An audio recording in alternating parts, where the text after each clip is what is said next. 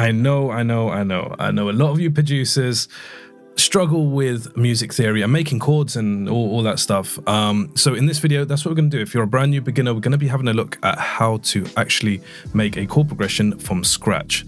So no scalar 2, no captain chords, nothing like that. We're just going to be diving straight into Ableton. So we might as well get started. So diving into Ableton, you can see that I've actually created a MIDI track with a piano in there. So I'll just drag this Addictive Keys VST onto an empty MIDI track, and I'm just going to double click and make a new MIDI clip. Now, this is called a piano roll, and this is where we can obviously make our chord progressions, our melodies, anything we want. And today, like I said, we're going to be making these chord progressions. So I'm going to give you a quick rundown of what's what in here just before we start. So I'm not going to cover everything, but I'm just going to cover the most important things. So over on the left over here, we've got some settings where we can turn the loop on and off. We can change the length as well of how many bars our MIDI clip is going to be. So I'm going to keep that on 4. And then in Ableton 11, we've got this new feature over here, which is the scale feature. We can choose from our scales, the major, minor, got a whole bunch of modes as well over here that we can mess around with, but I'm just going to turn that off for now. And we've also obviously got our start position times, our end times, etc., etc. All of this section over here is more or less MIDI manipulation. So we can half time it, we can double it up in speed, we can reverse, invert, legato, duplicate, randomize, and sort out all this velocity stuff. Now, we do have a couple more tabs, but I'm not going to be getting into them in this video. So I'm going to give you 3 formulas. There's the major triad formula, which is a 4-3, a minor triad formula, which is a 3-4, so it's just the other way around. And lastly, the diminished formula, which is a 3-3. Now, what do all these numbers mean? Well, if we want to make a C major chord, I'm going to pop my thumb on a C, and we can see it obviously over here. And what was the major triad chord formula? It was a 4-3, wasn't it? So what we want to do is count up 4 notes chromatically. So 1, 2, 3, 4. Okay, so that's 4 semitones.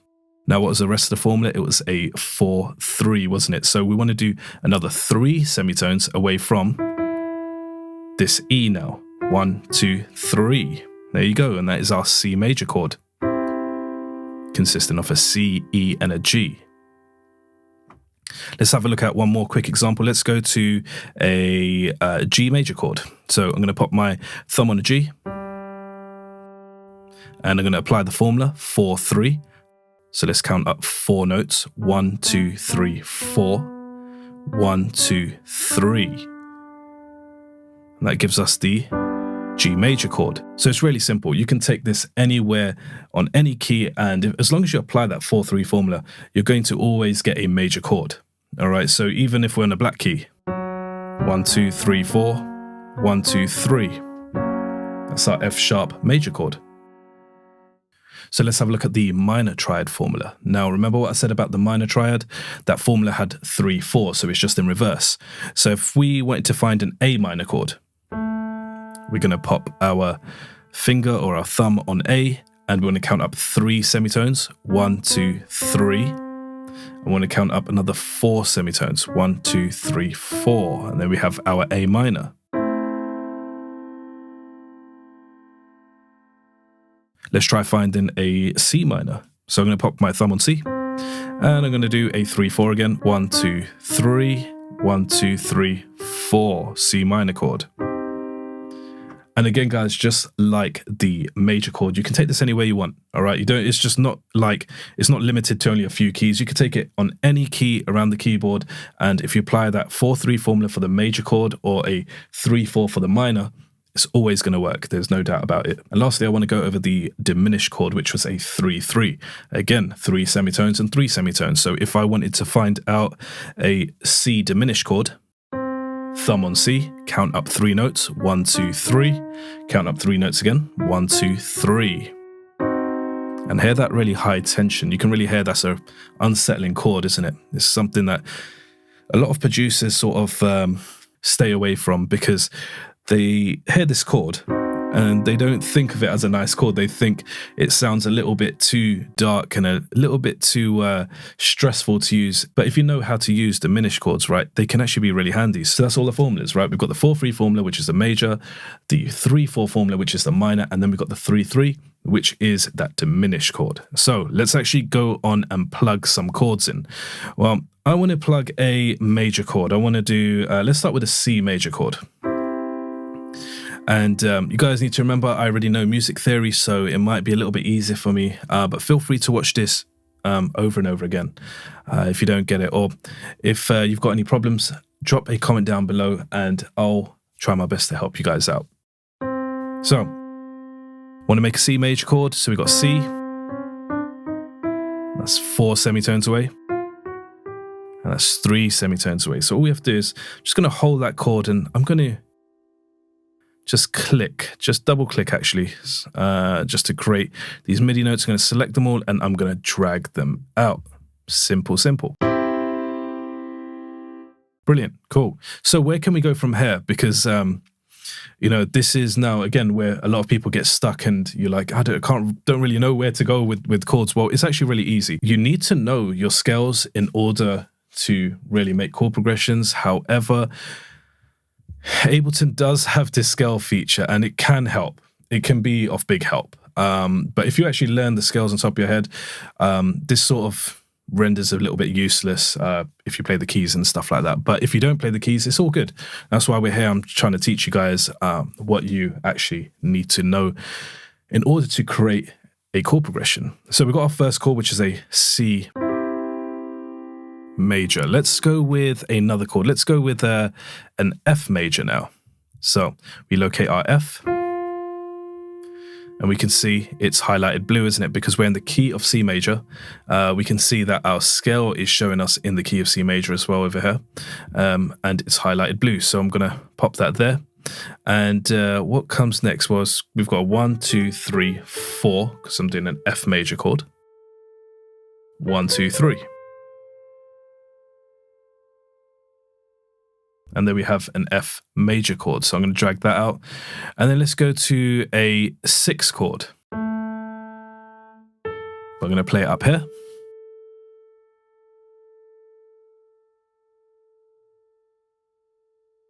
I'm going to drag that out. And again, that is 1, 2, 3, 1, 2, 3, 4 to make that a minor chord. And guys, if you are having a little bit of trouble keeping up with me, don't worry, I'm going to explain everything in a little bit more detail as soon as I finish this chord progression off. So don't worry, I'm not leaving you guys in the dark or anything over here. So I'm going to put in a last chord. Let me go to maybe a G major chord. So I'm going to do that, that, and that. There you go. Let me just move this down over here. And move that down over there. There you go. Perfect. So if I play this whole chord progression, let's have a listen to it.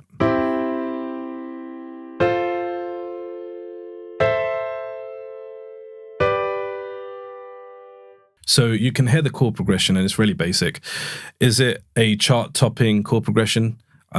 Probably. I mean, it's a 1, 4, 6, 5 chord progression, which is a really popular progression. But as it sounds right now, as it stands right now, it doesn't sound that good. So let me explain the logic behind how I got here. All right. Now, every chord that you can think of belongs to a specific key. It can actually belong to multiple keys. And this whole thing sparks up the debate of what key am I in? Am I in C major? Am I in A minor? Am I in G major? Etc., etc. We're not going to have a look at that in this session because that's going to get a little bit too deep and can't be asked for that headache right now. So how do we go about finding the right chords? Well, this is really easy. If we take the C major scale, I'm going to play the C major scale for you, so I'm going to put my thumb on C. C major scale is really simple. C, D, E, F, G, A, B, and C. So it's all the white notes. C to a C, all the white notes, that equals the major scale, or C major scale, at least. Now, every one of these notes in the C major scale, C, D, E, F, G, A, B, and then back to a C, and so on and so forth, we can create a chord on. We can create a major chord on some of them, and we can create a minor chord on some of them. So what you need to remember is the 1, the 4, and the 5 of a major scale. So the 1 being a C. What's a 4 of C major? 1, 2, 3, 4. Okay, so F is the 4. And 5 are all major chords. So again, 1, 4, and a 5 of any major scale, not just C major, of any major scale is a major chord. Now, what are the minor chords? The 2 and the 3 and the 6 are minor chords. So that's 2, 3, and 6 are minor chords. So let's find out what the 2nd, 3rd, and the 6th degree of the C major scale is. 1, 2, 3. So we've got 2 and 3 already here. That's the D and the E. 4, 5, 6. And an A. So we've got D, E, and an A. So we can build minor chords on these. So we know how to build a minor chord, right? It's a what? A 3, 4.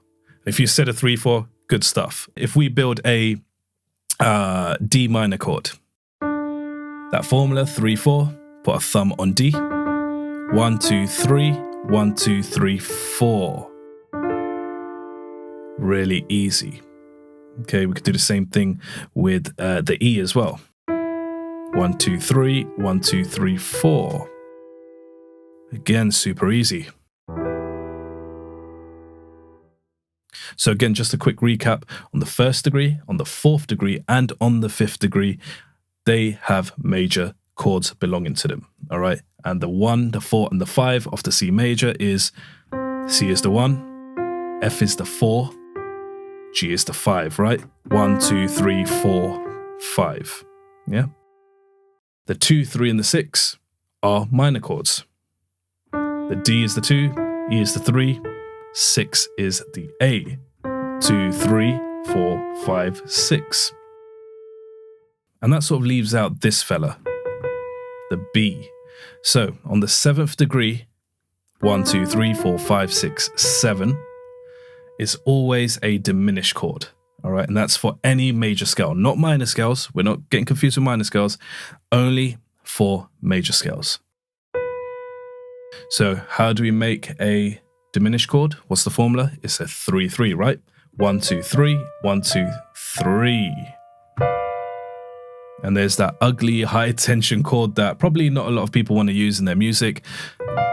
But like I said, if you know how to use it, you can definitely make good use of diminished chords in your tracks. So what about minor keys? Well, this is where it gets interesting because we've got 3 types of minor scales, right? We've got the natural minor scale, which is going to be the one that I'm going to be referring to. We've got the harmonic minor and the melodic minor. The harmonic and melodic, we are not going to be having a look at those today. All right, that's getting a little bit too in depth, and I don't, again, really want to confuse you guys too much. So, natural minor. Does the information from this whole major scale theory to the minor sort of translate? No, it doesn't. All right, let me explain why. Remember I told you that on a major scale, the 1, 4, and the 5 are major chords. The 2, 3, and the 6 are minor, and the 7 is a diminished. Well, on the whole minor aspect, the whole minor side is completely different. All right, so the 1, 4, and the 5 of any minor scale is a minor chord. All right, the 2 is a diminished chord, and that leaves the 3, the 6, and the 7, which are major chords. So I know that's a lot of information to digest, and I don't want to show you guys a in-depth example of that because I don't want to confuse you too much. I've always told anyone that sort of asks me about music theory or any of my students or anything like that, I always say to them, look, learn your major scale theory first and then understand the minor scale theory, because we want to learn obviously the natural minor, the harmonic, and the melodic minor. So always learn your major scale theory first, and the minor side sort of just fits in, becomes much easier to learn over time. So hopefully you guys are actually still with me, because I know it's a lot of information to digest. And if you are getting some value from this video, make sure you like, you comment, you subscribe to the channel as well. It'll be much appreciated. All right, let's get back to it. So you can see I've got my 4 chords here, right? 1, 2, 3, and 4. Now, if you look at the length of these chords, I've actually got the length going from 1 to 2, and then the next chord starts on the 2, goes to the 3, and then 3 to the 4, and then 4 to the 5, right? And this is because I changed that length, the MIDI clip bar length over here. So by default, Ableton will have that at 1. So you can change that to a 4 bar or an 8 bar. So if I change it to an 8 bar, just as an example, we'll see that obviously this whole thing doubles up now. And this allows us to obviously copy and paste our chords over and sort of invert them and make them slightly different so they just don't sound too repetitive, basically. So I'm going to leave it back to 4 for now. Now, as I mentioned, they go from 1 to 2, 2 to 3, 3 to 4, 4 to 5, okay? Now, what I see a lot of beginners doing is they would either continue this chord progression, but keep on changing it over and over again. They don't have some sort of consistency going throughout their chord progression, or they would just have these 4 chords looping over and over again. So we've either got on one side people that are just literally looping over and over again these 4 chords, or we got on the flip side of that, people use this one MIDI clip as one chord progression, and then they think that they need to add another MIDI clip with a different chord progression, and again, another MIDI clip with a different chord progression, and so on and so on and so forth. I'm not telling you guys to, you know, get really creative and start learning all this crazy stuff. What I usually do is I sort of have my length at around about 8 bars, and if I've got my main progression, what I'll do is I'll just literally copy and paste it over, and I would adjust the second half ever so slightly. All right, that way gives the listener some sort of fresh sense of you know, just new sonics moving or a new chord progression moving. And most of the time I just invert my chords. Now, what do I mean by invert the chords? Well, you see how we've got the 1 chord, the 2nd, the 3rd, and the 4th. Right, if we can see there's a big jump between the 1 and that chord, the 2nd chord, and there's another big jump between the 2nd and the 3rd chord. So we want to actually make these a little bit more closer together, just for a closed voicing. Now, is this a rule? Do you have to do this? No, you don't. Of course you don't need to do it. It will just make the chords just seem a little bit more easier to listen to. So if I actually done that on the turnover, on the second half, all right, and then I'm going to A-B them so you can hear the difference. Let me put this one down. And I'm going to put these 2 down as well. That's great. And I'm going to put these 2 down. So on this side, we've got our normal root position chords. And on this side, we've inverted some chords. And you can see that I've just grabbed the top notes or the top 2 notes, whatever, and just brought them down an octave. And we can really see the difference, right? It's got huge jumps, it's got huge like gaps in there, if that makes sense. So this chord is way lower than this chord, etc., etc. But over here, it's more maintained. It actually looks pretty cool. So I'm going to play that for you, and let's have a listen back to it.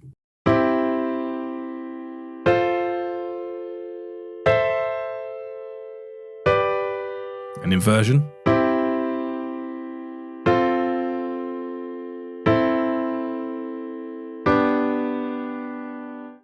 Do you hear how much closer this chord progression was over here, right? Sounded much more closer and just much more like with it, if that makes sense. And again, the timing is still the same, right? Because remember, we're going 5 to a 6. It's only being held for, again, 1 bar, isn't it?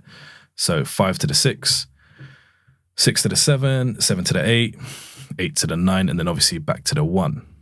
Now, if I was to do this chord progression properly, I would most likely drop these 2 down.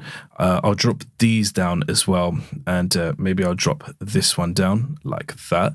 And then maybe on that last chord over there on the turnover, because obviously you want to keep the second part different. So if this is part B, that turnover is part B, and this is part A, we've got something basic happening from chord to chord to chord to chord. And then we've got part B, which is chord to chord to chord to the last chord, which is slightly different. It's a different inversion. Now, if you guys want to learn more in depth about inversions and stuff like that, I've actually got a free music theory for producers course. So I want to pop the link in the description below. Make sure you sign up for it. It's completely free. There's no strings attached or anything. I believe there's like over 40 videos, and I go into music theory specifically designed for producers to get you guys better at understanding chord progressions and how scales work and all of that stuff. So I really give a proper in-depth explanation of everything in that course. So make sure you go sign up for that course as well. So let's have a listen to our chord progression.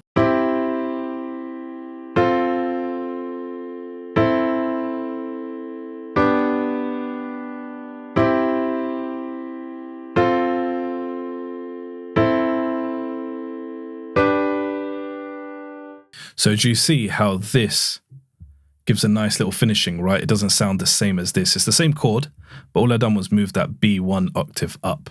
and it just sort of gives it a nice little change. Now we can select all of these, and we can obviously half time, reverse them, invert them. We could do a bunch of stuff over here, and I'm going to leave that up to you guys to just experiment with. I don't really use this section too much because I like to play a lot of my stuff in. I don't really pencil in too many melodies either. If I do pencil in, I sort of play the chords on the keys first. I know you can't see the keys, but my keys are over here. I'll play them in and then I'll pencil it in. So yeah, I don't really use that part. So that is everything about making chord progressions. So if you guys learned something, make sure you like this video, hit that subscribe button, comment down below, and I'll catch you in the next one. See you guys soon.